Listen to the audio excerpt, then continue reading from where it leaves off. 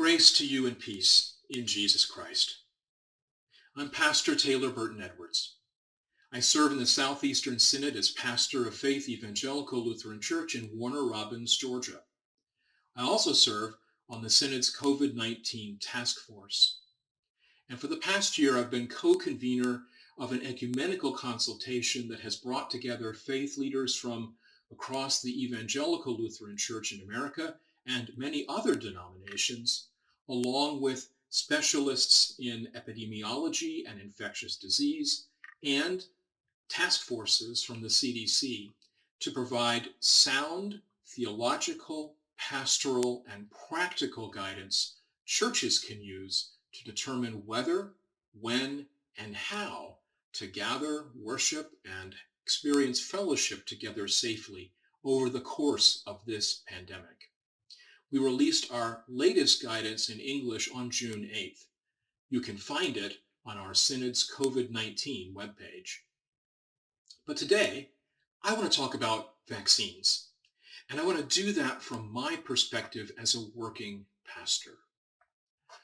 As a pastor, I am grateful for the speed and the care with which vaccines have been developed and deployed in our country. And I'm grateful for all the work that's being done to make sure that they can be made available to everyone around the globe. I'm grateful in part because I know what vaccines have done for my own ministry as a pastor. Because I'm fully vaccinated, I can do pastoral visits again in homes and hospitals or anywhere I need to go.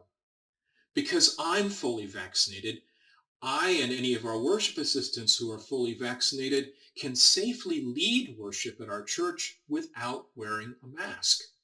And because I'm fully vaccinated, I can safely administer the sacraments knowing that I'm passing on our faith and not the virus.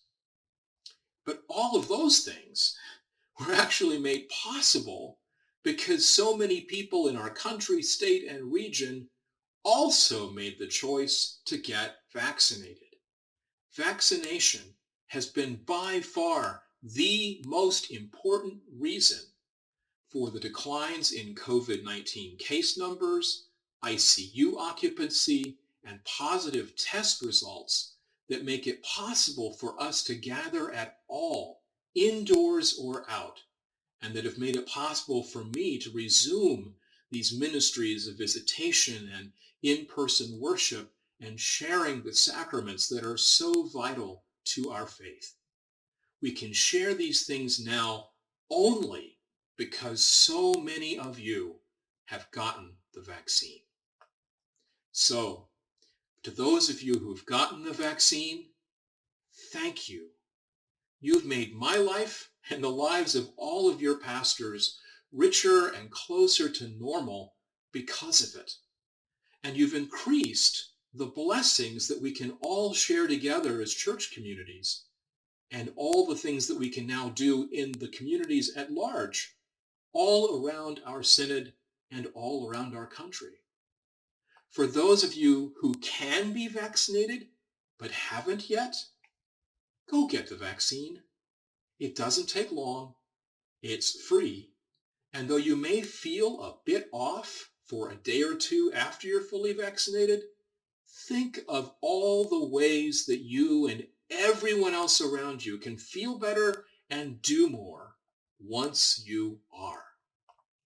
And for those of you like children under age 12 and others whose physicians have told you it may not be best to get the vaccine right now, know that all of us who can be and are fully vaccinated will do all in our power to keep you as connected and as safe as we can until this pandemic is no longer a serious threat to any of us. So as a pastor, I say to all of us, love God, love every neighbor, and as soon as you can, if you can, get vaccinated. Be well, dear church.